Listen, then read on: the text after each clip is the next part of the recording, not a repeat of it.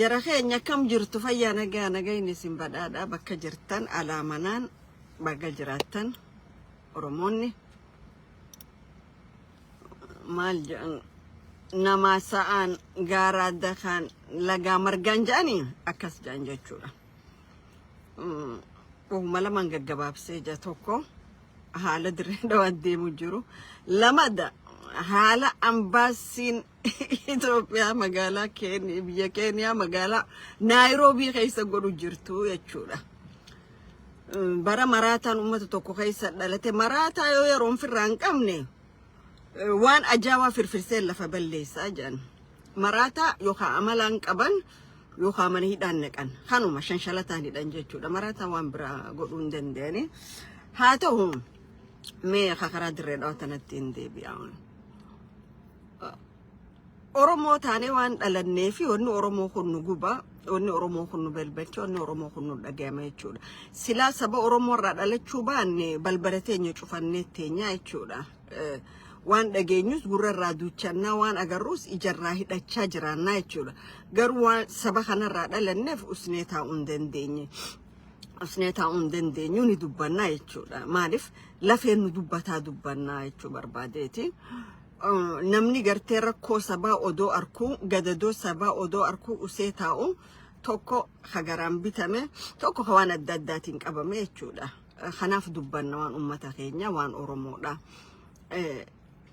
rakkoon naannaa wadirree dhawaatti amma dura dhalatte obboleettii teenya talakkuu garaa qabdu ajjeefame jechuudha Aliyyuu Haayilii naannaa Soomaaliitiin nama tokko haadha garuu ilmaan lama garaa keessa jira nama sadiitu ajjeefame jechuudha lubbuu nama sadiitu ajjeefame namni kun gaafa hidhame guyyaa muraasa booda bahee jechuudha maaliif jechuu barbaade asirratti ijoolleen Oromoo tanaannaa wadirree dhawa mana hidhaa jirtu maaliif akka mana hidhaa keessa bahuu hin dandeenye asirratti waan akeeknu jira jechuudha biyya teenyatti naannawaan an dhaladhe Oromiyaa cufa keessa wal fakkaata tahaa ani intala baadiyyaatti kumaan deddeebi'ee jiru warri keenya ooyiruu qotata maagata huurii hidhanna huurii bishaanii kurii tan hoggaa hidhan maagata baasan akka ooyiruuleen dhuydu yoo tokko dhufee maagata namaa cabse namni wali bu'a obboleeyyan wali bu'anii hoggaa wali bu'anii wal madeessan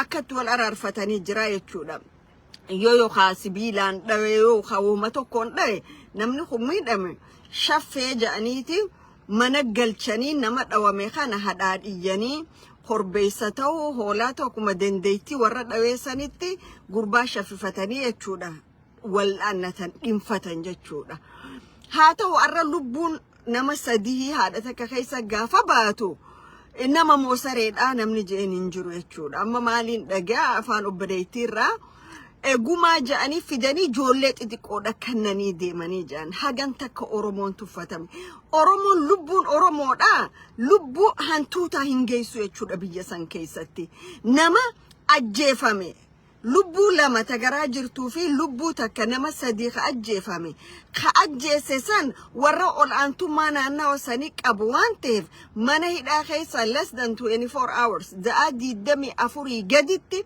mana hidhaatii bahee galee garuu muciyyoo teenyata ilmaan lama garaa jiru wajjin karaa akhiraa galte warri Oromoodha ifiin jedhu maallaqa fidanii ijoollee hulaa mana dura jirtu nama ijoollee xiqqoo mana jirtutti gumaadha jedhanii kannanii jechuudha gumaan seera itti kannan qaba akkatti fudhatamus qaba jechuudha dhugaa walii himuudhaaf obboleeyyan muciyyoo teenya ta'aa hiramtee rabbi jannataa naa qananeysu ilmoo lama garaa qabdi namni ilmoodhaa wajjin addunyaa sanarraa ulfaan gale nama jannataati rabbiin jannata keessatti haa qananeysuun jedha warri dhugumatti fira intaraati obboleettii teenya taduu teeteettanii namni isi akkasi ajjeesse bilisa bahee gumaasa yoo fudhattan isinuu warra dhiigasii dhugee jechuudha maaliif gumaan seera itti bahu qaba waan ta'eef gumaan akka itti kafalamuu qaba waan ta'eef jechuudha amma gaarra dirree dhawaa keessatti waan deemu jiru ni agarra itti aanaa xashiidha eenyu maqaansa آدم فارح في ورق نمشى أمارة سن تمزجن تروني اتقافة ما بارتي بدأنا خسومالي خدري دوا في مصطفى خأوجادين سنة دري دوا بيا أبانك أبو رتي جيروني خان سومالي را خان إيسر را خان أمارة را رفع أستي أورمو رتي مرتي دعا مرتي ساجراني جتشورا جولين أورمو تمنه هدا سنت جرا خاناتو بيتنا بولشو جراي جولين تيني منه هداتي همباني جتشورا كان بيخون نمر جرات فكيسي بولان كينيا خدرين أو بولشو he is good for nothing فيبرد على أردا ديران أكشان كوراسان بؤاتا كان كبوة أورمو رفواتا كونغورو إني يو أورمو تمرتين دعا دبرتي ورق أسا ملتي ساف أجيسا جاي يو نمني توقو خطفي أورمو أجيسا هدامي سينو هديج أنين جاتشورا لك هدا كانوا مجوار كينيا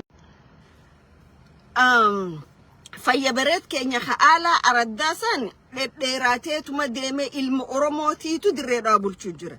It is good ilmi Oromoo bulchu. Garuu ilmi Oromoo kadirreedhaa bulchu meeshaa ta'uu irra hin jiraatu. It shouldn't be property nama tokko ta'uun irra hin jiraatu. Yoo mirga ummata isaatiif dubbachuu hin dandeenye lafa isaata gurguramtu taatamtu ta alagaan dhufte irra marihattu yoo dhaabuu hin dandeenye yoo beleettii isaa ta ganda isaa keessatti ajjeesanii namichi ajjezaa diidami afuri gadi hidhaabee dhiigni kun dhiiga xiyyaa ka dhiiga kana dhangalaas seera dhihaachuu qaba yoo hin jenne bulchuunsaa maali gatiinsaa gatii tokkoon qabuu jechuudha. Kanaaf dhiigni obboleettii teenyaatu bahuu qaba. Kara kaanii abbaa gadaa jedhan.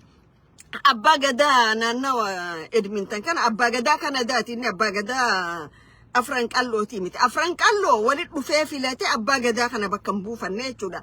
Abbaa gadaa biyya Kanadaa magaalaa Edmontoni. Namichi kun ilmaan qaba biyya alaati. Dhalan he is a Canadian citizen Kanadaati. Ilmaan isaa Kanadaadha jiraatan. Ilmaan isaa nagaa nyaatanii dhuganii mana nagaa keessa jiranii jechuudha. Garuu inni lubbuu Oromooti irratti qoosaa jechuudha. Lafa Oromoo irra qoosaa jechuudha. Inni yoo lafti san guutuun mammaramtee alagaaf kannamteehu biyya lammaffaa Kanadaadha qabaa jechuudha katti galu. Ilmaan Oromoo naannawa sanii yoo beelaan du'an ilmaan isaa Kanadaadha jiranii jechuudha wal farsistanii keessa jiranii ni nyaatan. Ilmaan Oromoo waggaa achi rasaasan ajjeefaman ilmaan isaa Kanadaadha jiranii meedikaala tola ta'een wallaanamanii jechuudha. Kanaaf dhiiga Oromootti hin taphatinaa. Mootummaan cubbamaan kun citizenni biyya alaa biyya tiyya keessattis paartii siyaasaa irra qooda fudhachuu hin danda'u jedha. Warra sodaatu akkas jedhan warra sodaatu warra challenge no godhan jedhuun citizen keessan deebisaa koottaati dorgomaa jedhan. Warra garuu akka meeshaa olii gad ergachuu barbaadu citizen biyya fedhanii yoo qabaatan it's okay. Seenanii fakkeessanii mootummaa fakkeessaa faarsee bulaa baanan kana tahuu dandeenye jechuudha. Kanaaf ummanni Oromoo balaa isin as deemtu eeggadha. Wanni arra akkas taphaan laaltan kun boru gatiidha isin kafalchiisa jechuudha. Kalamata magaalaa mi'eessoo maaltu ta'u jira. Dhagaan mi'eessoo irra kaayame san ka Mustafeenii fi Adam Faarahii fi eenyu Xuruunee Tamasgan Xuruunee kaayan san kamaaliiti. Dhagaa maaliiti? Maaliif mi'eessoo irra dhagaan kaayamuu barbaachisa? Mi'eessoo hangam takka fagaatte laga Hawaashirra. Dhumatti maal seetan lukkuun killeen suuta miila baaftii jedhan. Amma dirree dhawaa dhagaan kaayame mi'eessoo kaayame kadhumaa eessarra daangaan Soomaalii ta'uu deema bishaan Hawaashirratti jechuudha. Hawaashii gatteenyaan achirra dhufti jechuudha. Bareedduun teenya caaltuu isaanii jara san cinaadha dhaabbatti. Caaltuu ilmaan kee Austraaliyaa jiran. They are Australian citizens.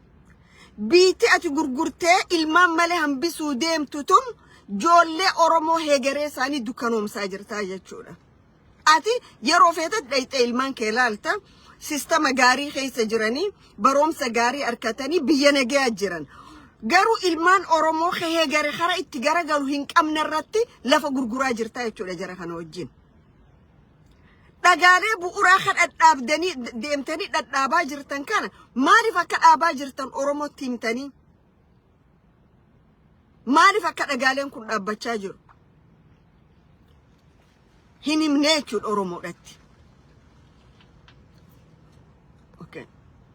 So, kaniin jechuu barbaadu asirratti ummanni Oromoodhaa yoo ammaan ka'ee waan deemu jiru kana hin laallanne, yoo ammaan ka'ee haala jiru kana asii fi achi hin laalle boru balaa guddootu Oromoo dhufaa jechuudha. Balaa guddootu Oromoo dhufaa jechuudha. Kakara kaanii kadhuma ambaasiin Itoophiyaa ta Keeniyaa jirtu warra Ogaadeen yaamte lafa Oromoo lafa Baalee kannitee fi yoom abjuu keessaa bahan warri Ogaadeenis yoom mana makkana keessaa baha mootummaan biltsiginnaatuunis takaanii fi kaan asii wali buuftutun yoom mana makkana keessaa baati. Ambaasii Itoophiyaa ka Keeniyaa jiruu miti. Warra Ogaadeen United Nations wali qabdee yoo UN New York fiddee isinii mallatteessite lafa Oromoo fudhachuu hin dandeessanii jechuudha. Akkuma abjoottanii jiraattan. Wanni kun biltsiginnaa wanni jedhamtuun kolkoleen kiiloo 40 teessutun saboota walin neexu malee biyya gaggeessuu hin dandeessu. Asii Afarii fi Soomaalii walin neexi, asii Amaaraa fi Tigree walin neexi, asii Soomaalee fi Oromoo walin neexi. Akkana jiruusii dheereeffattii jechuudha. So, small knowledge is very dangerous. Beekumsi xiqqaan gaaga'ama guddaadha fidaa jechuudha. Wanni ma biyya teenya qabatee jiru kana. Soomaalin tun akka ijoolleetii beeyta waan takka kannite olu taali jettee hangam takka akka olu taaltu laallattu jechuudha. Wal guurrattee ambaasii Itoophiyaa Keeniyaa dhayite lafti Oromoodha haga paarlamaa xashiitirraa haga ambaasii Keeniyaatti gurguramaa jirti jechuudha. Lafa Oromoo abbaan fedhe irra mallatteessu namni fudhachuu danda'u hin jiru. Abbaan fedhe waadaa seene namni kannuu danda'u hin jiru jechuudha. Lafti Oromoo lafa Oromooti. Dheengaddaas gaafa lafa Booranaa kutanii Soomaalii Mustafeen kileem godhe. Mustafeen irraa himite ka dhufe. Mustafeen onne saniin godhu hin qabu. Namicha kiiloo 4 taa'u ka Oromoo ama 1,000 if booda deebi'ee cabsa jeesaniitu kana uume jechuudha. Dhiini Oromoo dhangala'uun biltsiginnaadhaaf feestaadha. It is celebration. Maaliif qeeroo kaleessa angorra isaan fidde hanga irraa hafe qeeroo sanirraa hoggaa julmaa dhaabanii rashanan agarraa jechuudha. Hoggaa julmaa dhaabanii fixan agarraa jechuudha. Biltsiginnaadhaaf dargaggeessi Oromoo mata gurreen tokko Oromiyaa keessa jiraachuun isaaf dhukkubbii mataati. Kanaaf maal godhuu qaba? Asii Soomaaliidhaan nagabbarii waan ati feetuun sii godhaa ati na cinaa dhaabbadhu jee hawaalaa Soomaalii warra maallaqa ergu kan akka jirutti mootummaa kiiloo 4 kana gabbaraa jiranii jechuudha. Adam Farah dhalataa Isaati karaa saatiin karaa Jabuutii kanaan horii kiiloo 4 gannaqee gabbaraa jira jechuudha. Maaliif Kawaash bataachi nyaana'u haja'u jechuudha.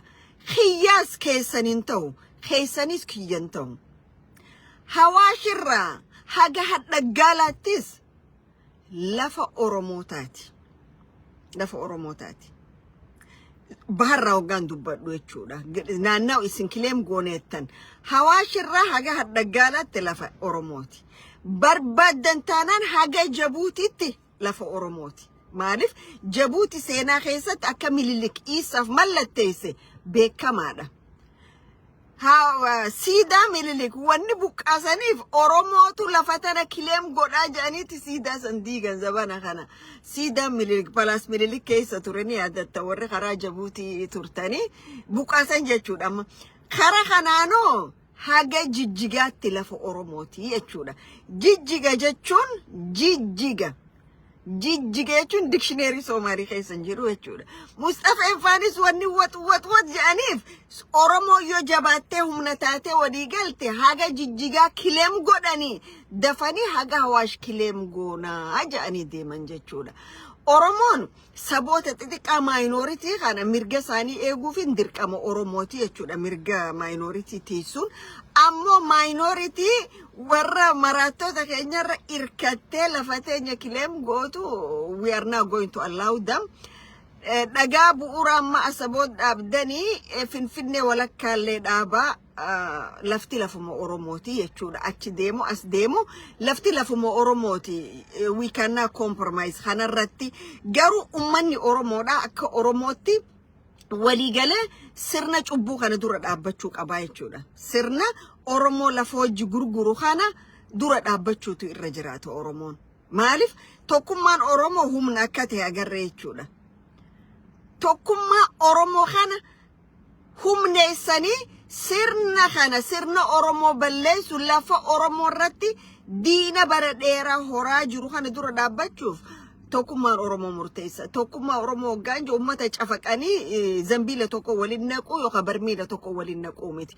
at least Oromiyaa seef godhuu fi Oromoo lubbuu Oromoo dandamuu irratti namna walii galuu qaba kana keessa gaa waan jiruus qulqulleessaa deemuudha jechuudha maaliif jennaan amma dura maaliin arkeessa karaa gidda ayyaana kana Wallagga Bahaa keessatti obboleessi tokko faannoo keessa jira obboleessi tokko naannawa bulcha waan akkana kanaas eeggachuudha warri obboleessi tokko faannoo keessa jiru obboleessi tokko mooraa qabsoo keessa jiru kanaas Oromoon laallachaa deemuudha qaba Oromoon zigaal qaba beektu zigaal jechuun maal jechuudha seetan zigaal jechuun abalu kana wajjin dhaladhee wajjin guddadhee akkamittiin akkana ja'anii kajoo kun Oromoodha balleessaa jechuudha soo nama tokko uma qabuun yaamaati waan ta'uu qabuus itti hima maali qundii ja'aniin qundiin ooyiruu hoggaa qottu qundii keessaa haramta akka baalli keessan wanni ati facaafatte san gaarii siituuf qundii keessaa guurta qundii mooraa qabsoo keessa jirtus keessaa qulqulleessaa deemuudha jechuudha qundiin bishingaa saniin taatu bishingaadha malee qundiin baala haramee gatamuu jechuudha qundiin mooraa qabsoo keessaa takka Oromootti akti gootu tunis bahuu qabdi jechuudha mooraa qabsoo keessaa mooraan qabsoo Oromoodhaan taligamuu qabdi kun karra walii gallu Soomaaliyaa waxaan dhahay ta'u horeysa safaaradda Itoobiyaa magaalada dalka Kenya magaalada Nairobi joogta iya inni yeedhay marka inni yeedhayna dabaaldeg ba inni samaysay dhur Oromaa oo gobolka Baale madda walaabu Baale wa dal Oromaa dalkaasay dhaheen dhulka waan inni siinaynaa Soomaaliya kii gacanta inni garaacoodha wax inima siinayo dhulkan aabuu leeyahay reer buu leeyahay reer kale iya iska haysta soo waligiinba Abiy Ahmed baa dhulna siiyey safaaradda Itoobiya Nairobi yaa dhulna siiyey safaaradda Itoobiya Nairobi degan xaq iyo xuquuq ay dhul bini aadan qaadday qof kale u siisa iyaa siiyey waxaan inii sheego Soomaaliya safaaradda Itoobiya ee Nairobi joogta daayo United Nation New York hadda timaadiin oo la inii saxiix oo la dhaho dhulkan Soomaali baa la mehelaysiin waayo dhulku aabuu leeyahay siday Soomaaliya Soomaali u leedahay iyo meelahadna ay leeyihiin dad qabiil Oromo la dhaho nation Oromo la dhaha iskale meeshan waa dhex joogi karti waa dhex deganaan karti wax dhiba iskuma hayno si jaarana laba jaaro isku fiican waan isku noqon karna waan isla dhex degi karna waan isla dhex deganeyn qof Oromo intuu Hargeysa tago ma oranay Hargeysa anaa leh intuu xamar tago ma oranay xamar anaa leh